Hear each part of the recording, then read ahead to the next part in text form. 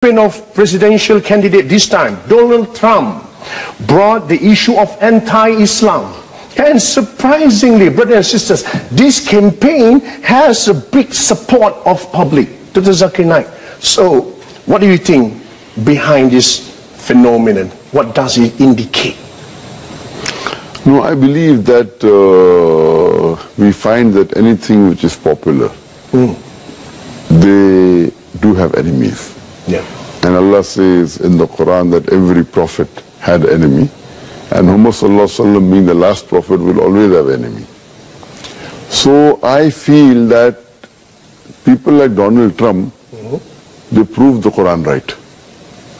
Allah says in Surah Furqan chapter number 25 that there will be an enemy for Muhammad Sallallahu Alaihi Wasallam. And since Muhammad Sallallahu Alaihi Wasallam, his message is going to be till eternity, there are bound to be critics and enemies of Islam and of Prophet Muhammad. So these people are proving the Quran right, because in spite of all these things, Islam is spreading. Allah says in the Quran in Surah Imran chapter 3 verse 54, Allah says, Makaru makarallah wallahu khairul makirin. They plan and plotted, Allah too plan. Allah is the best of planner. If you see after 9/11, the media war on Islam and throughout the world, normally people should think that now Islam should perish, na'uzubillah. They cannot. But we find that more people want to know what kind of religion is this. And we find that in USA alone, in a span of about 9 months, after 9/11, 34,000 Americans accepted Islam. In Europe alone, in a span of 10 months after 9/11, more than 20,000 Europeans accepted Islam. So more they are trying to attack Islam, more Islam is spreading. I believe that such type of people, in the long run, it is benefit for Islam. People want to know what is this religion. And whenever people attack Islam, and you find that in the long run, it benefits Islam. All right. That's fantastic. Now, Dr. Zakir Naik, do you agree if I say that now Muslims are caught up with efforts to restore the image due to Islamophobia campaign in the West? So because of this, they forget to promote noble values of Islam. Yes, I do agree with you. Yeah. Many a time we Muslims being emotional, we fall into the trap. For example, we know what happened in the Danish cartoons. Yeah, Danish. It is wrong what they did. We found that most of the Muslim organization, they left everything what they were doing and they were concentrating on that. They were protesting. Fine, we should protest. But that doesn't mean that we stop our activity. So if an organization was suppose doing 100 points work, they focus all their attention on replying to the Danish cartoon, and out of 100, they only do 5 points work. So imagine if all the organization do that, it will be a loss for the Muslim Ummah. What we require, there should be specialized organization to take care of this. And I've given a talk on this, how this should be dealt. What we do, we become emotional. Fine, we disagree with it. But don't become so emotional that whatever positive work you are doing, you also stop that. So if he is attacking Islam, we don't leave everything. You leave everything and you only go and reply to that. I mean, for example, as I told you earlier, that anyone, they're bound to be criticism on him.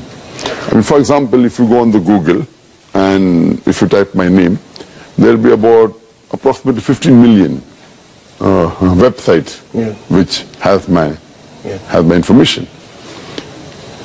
I would say approximately 15 to 20% would be against me. So when a person gets popular, there are bound to be enemies. Initially, I had a perception that when anyone gets popular, the percentage of enemy remains the same. For example, if there are 100 followers, then 1 is the enemy. If you have 1,000 followers, then 10 is the enemy. If you have 1,000,000 followers, then there will be 10,000 enemies.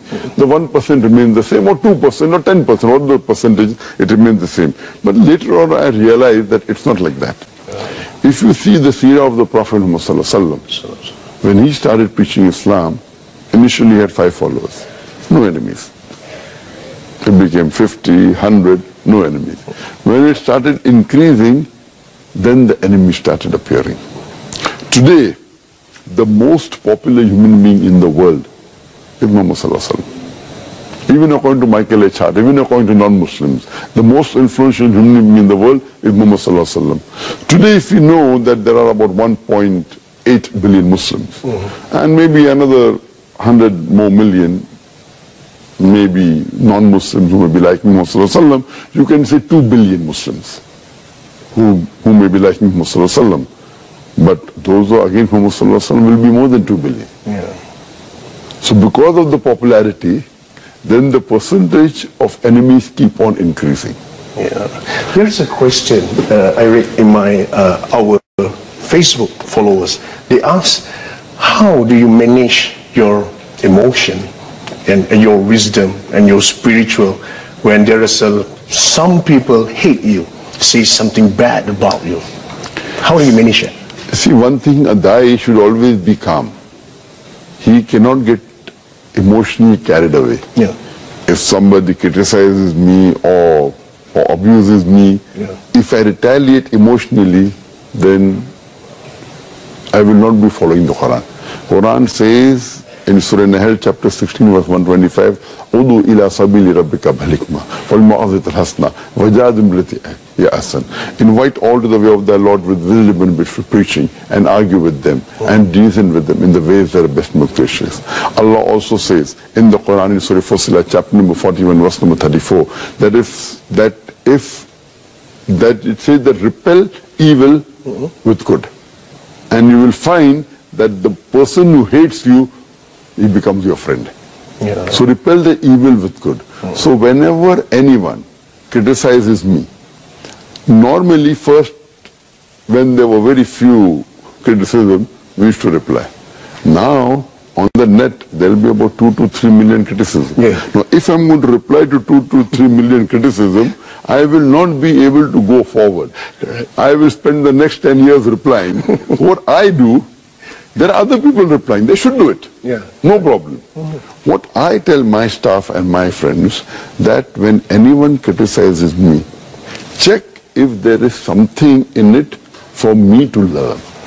I'm a human being. Yeah. I can make a mistake. So if there is something where I have really made a mistake, and if it is a positive criticism, I should change. I don't say I'm infallible.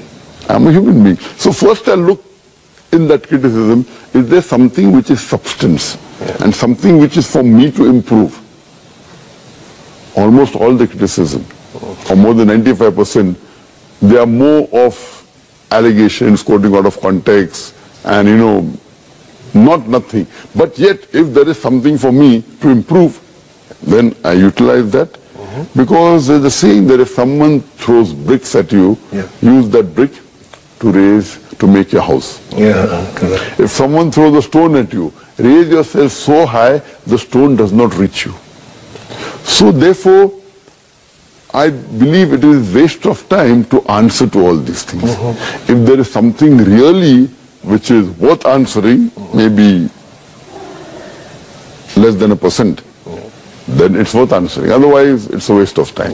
Mr. Zakir Naik, one more question from our follower. They want me to ask you about Malaysia. They say that Malaysia has worked hard to promote that Islam is a religion that promotes peace and moderation. So in your opinion, what is the impact that can be seen from this effort in Malaysia, from your point of view? As far as Malaysia as a Muslim country is concerned, I always looked up to Malaysia. Compared to the other Muslim countries, a multiracial country where Muslims are majority, but not in absolute majority. Yes, maybe 55 to 60%. You have Hindus, you have Christians, you have Chinese, you have Buddhists. And it is an advanced country.